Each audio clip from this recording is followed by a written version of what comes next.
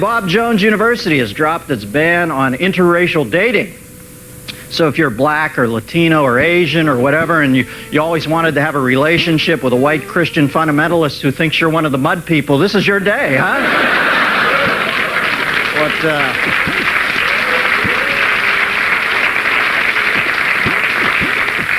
Boy, whatever happened to the separation of church and hate, huh? Everybody take it easy. I'm pretty sure God's registered as an independent. Now, I don't want to get off on a rant here, but it's amazing how in an election year, God's name gets thrown around like the drunken dwarf at a biker rally.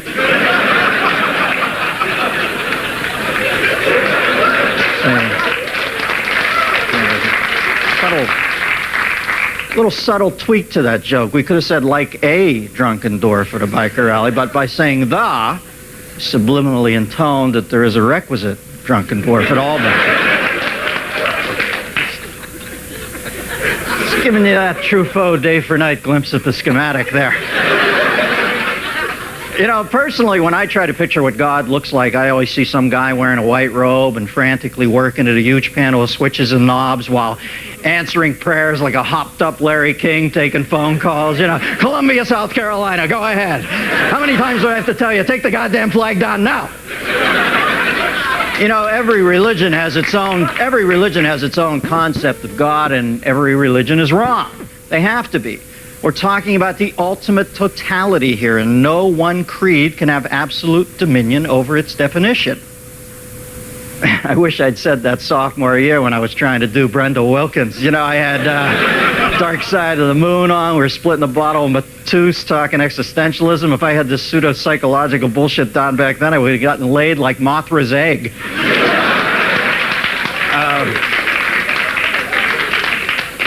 Western religions tend to imagine God as either a burning bush or Wilford Brimley with a beard and dreadlocks. In the East, you get a little more leeway. One God is a bare-breasted woman with 6 arms, another is a man with the head of an elephant. There's no doubt in my mind as to who had the better weed.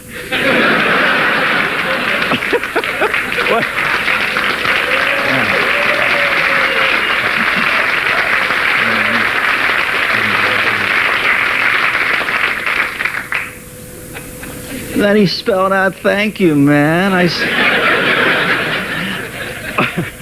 What happens to gods when people cease to worship them? Do they sit lonely on Mount Olympus wondering what the fuck Harry Hamlin was doing in Clash of the Titans? Or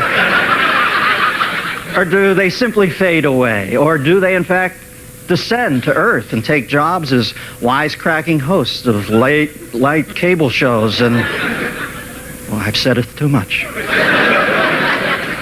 The concept of God lets us imagine there's something more, that when you die, you stumble out of this demented funhouse, and there's someone there to explain what the hell you just went through, like the epilogue on a Quinn Martin show.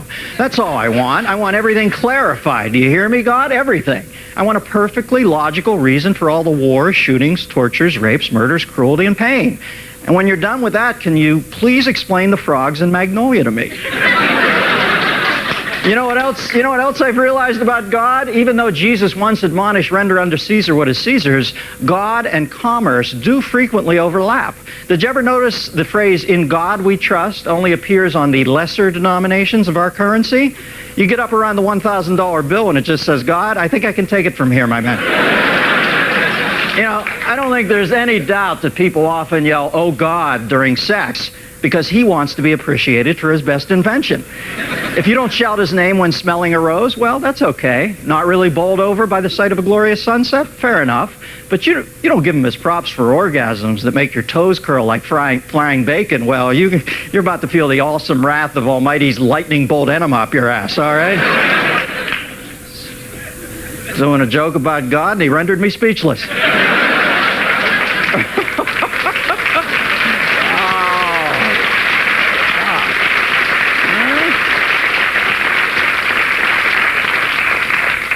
Got to do that Demosthenes thing, put a little rock in my mouth.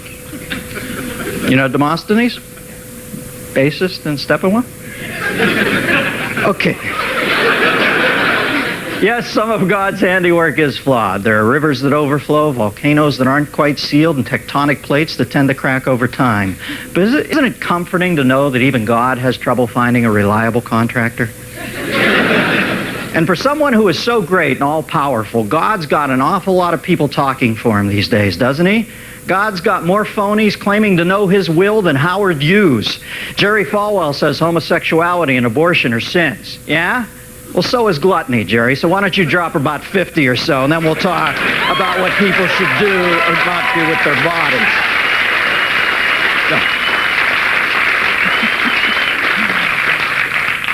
Don't get me wrong. People are certainly entitled to worship as they see fit, but don't go using God as a convenient template for all your petty, bigoted views. If you want to ban interracial dating at the college you preside over because your father once caught you masturbating to a picture of Pam Grier and punished you by making you paint the house, and now every time you smell wet DuPont latex exterior, it makes you think of Foxy Brown and you get all confused and horny and humiliated, and you want to make someone pay, just fucking say so, okay? Don't put it on God, Jonesy. Of course, that's just my opinion. I could be wrong.